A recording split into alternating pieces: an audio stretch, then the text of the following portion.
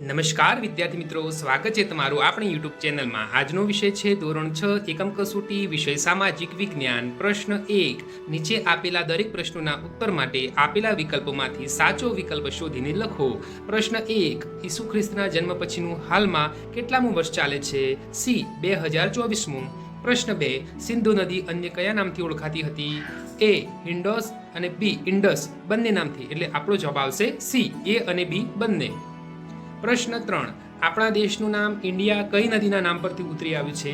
એ સિંધુ નદી. પ્રશ્ન 4. શાના પર લખેલું લખાણ લાંબા સમય સુધી ટકી રહે છે? બી શિલાલેખ. પ્રશ્ન 5. તમારે ભુજના વૃક્ષો જોવા જેવું હોય તો ગુજરાતથી કઈ દિશામાં પ્રવાસ કરશો? એ ઉત્તર દિશા.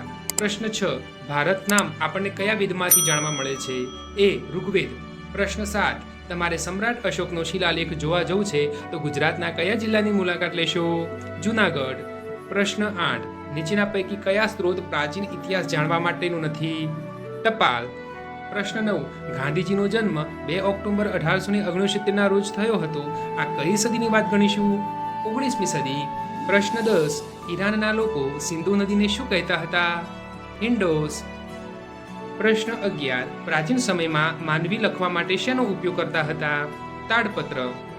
પ્રશ્ન 12. નીચે પૈકી કયા સ્થળે તામ્રપત્રો સચવાયેલા નથી? સી મહાત્મા મંદિર, ગાંધીનગર. પ્રશ્ન 13. ભારતમાં કઈ સદીના પંચમાર્કના સિક્કા મળી આવે છે? સી ઈસવીસન પૂર્વે 5મી સદી. પ્રશ્ન 14. સિંધુ નદી ભારતની કઈ દિશામાં આવેલ છે? ડી ઉત્તર પશ્ચિમ.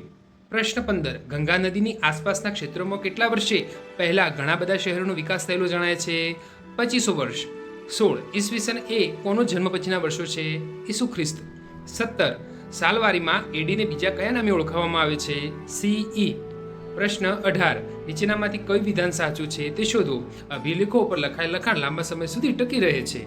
હવે મિત્રો, પ્રશ્ન 2. નીચે આપેલા દરેક પ્રશ્નોના ઉત્તર માટે આપેલા વિકલ્પોમાંથી સાચો વિકલ્પ શોધીને જવાબ લખો. પ્રશ્ન 1. આદિમાનવો શિકાર કરવા માટે કયા હથિયારનો ઉપયોગ કરતા ન હતા? લોખંડના. પ્રશ્ન 2. આદિમાનવો નદી કિનારે વસવાટ કરવાનું પસંદ શા માટે કરતા હતા? તો આપેલા તમામ. પ્રશ્ન 3. આદિમાનવો કેવા સ્થળે વસવાટ કરવાનું પસંદ કરતા હતા? તો ડી ઉપરોક્ત ત્રણેય વસ્તુઓ મળી રહે તેવા સ્થળોએ. પ્રશ્ન 4. આદિમાનવ શા માટે ભટકતું જીવન જીવતા હતા? શિકાર માટે. પ્રશ્ન 5. આદિમાનવો પથ્થરનો ઉપયોગ કઈ પ્રવૃત્તિ માટે કરતા ન હતા? મકાન બનાવવા માટે. પ્રશ્ન 6. ભીમબેટકાની ગુફાઓમાંથી આશરે કેટલા ચિત્રો મળી આવેલ છે? 500 જેટલા. પ્રશ્ન 7. ભીમબેટકાની ગુફાઓ કઈ નદીના કિનારે આવેલી છે? નર્મદા. પ્રશ્ન 8. આદિમાનવના સ્થાયી જીવનની શરૂઆત કઈ શોધને આભારી ગણાય છે? ખેતીની. પ્રશ્ન 9. અગ્નિની શોધથી આદિમાનવને કયા લાભો થયા હશે? આપેલા તમામ.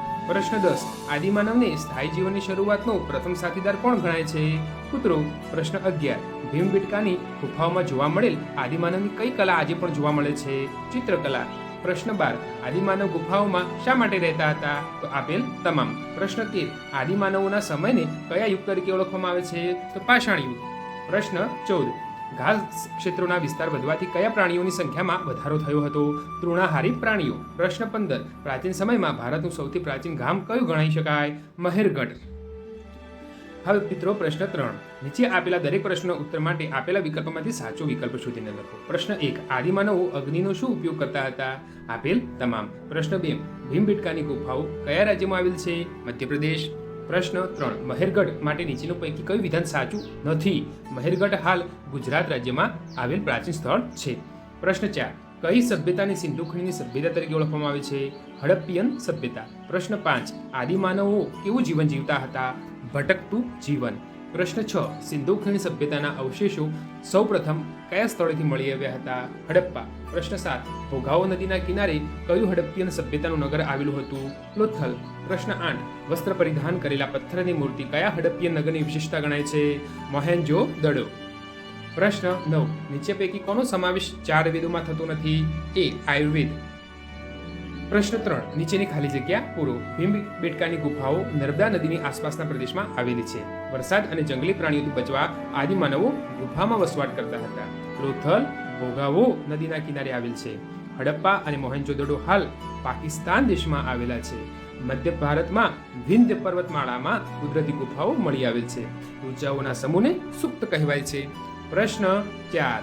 નીચે આપેલા પ્રશ્નોના માગ્યા મુજબ જવાબ આપો. પ્રશ્ન 1. એક વર્તુળ દોરી તેમાં મુખ્ય અક્ષાંશ વૃત્તો દર્શાવો. પ્રશ્ન 2, એક વર્તુળ દોરી મુખ્ય કટિબંધ દર્શાવો. પ્રશ્ન 3, ચંદ્રગ્રહણ.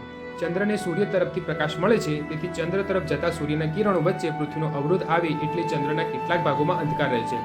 ટૂંકમાં પૃથ્વીના એટલા ભાગમાં પડછાયું ચંદ્ર પર પડે છે, આ ભાગને આપણને દેખાય નહીં, જેને ચંદ્રગ્રહણ કહેવાય છે. આવી ઘટના પૂનમની રાતે જ થાય છે, પરંતુ દર પૂનમે આવી ઘટના બનતી નથી.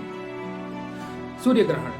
ચંદ્ર પૃથ્વીની વધુ નજીક છે, તે પૃથ્વીની આસપાસ ફરે છે. ક્યારેક તે ફરતી વખતે સૂર્ય અને પૃથ્વીની વચ્ચે આવી જાય છે. આ વખતે ચંદ્રના અંતરાયથી સૂર્ય દેખાતું બંધ થાય છે. આ ઘટનાને આપણે સૂર્યગ્રહણ કહીએ છીએ. ચંદ્ર કરતાં સૂર્ય નાનો હોવાથી સૂર્યને સંપૂર્ણ ઢાંકી શકાતો નથી. આ કારણે આખી દુનિયામાં સૂર્યગ્રહણ સાથે જોઈ શકાતું નથી. સૂર્યગ્રહણ અમાસે જ થાય છે, પરંતુ દર અમાસે આવી ઘટના બનતી નથી. હવે પ્રશ્ન 5, નીચે આપેલા પ્રશ્નોના 1-2 ઉત્તરમાં જવાબ આપો. આપણા દેશના લોકો કયા ધર્મને પાળે છે? હિન્દુ, મુસ્લિમ, શીખ, ખ્રિસ્ત, પારસી, બૌદ્ધ, જૈન વગેરે જેવા. ભારતમાં બોલાતી કોઈપણ 4 ભાષાઓ જણાવો. હિન્દી, ગુજરાતી, મરાઠી, બંગાળી. પ્રશ્ન 3, ભારતમાં ઉજવાતા મુખ્ય તહેવારો જણાવો. દિવાળી, મકર સંક્રાંતિ, હોળી, દશેરા, નવરાત્રિ. પ્રશ્ન 4, પંજાબનું કયું નૃત્ય પ્રખ્યાત છે? ભાંગડા. પ્રશ્ન 5, ભારતમાં કયો ધર્મ પાળનાર પ્રજા સૌથી વધુ છે?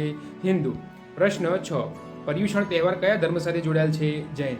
જોસેફ ખ્રિસ્તની ધર્મ પાળે છે, તે પ્રાર્થના કરવા કયા ધાર્મિક સ્થળે જશે? ચર્ચ.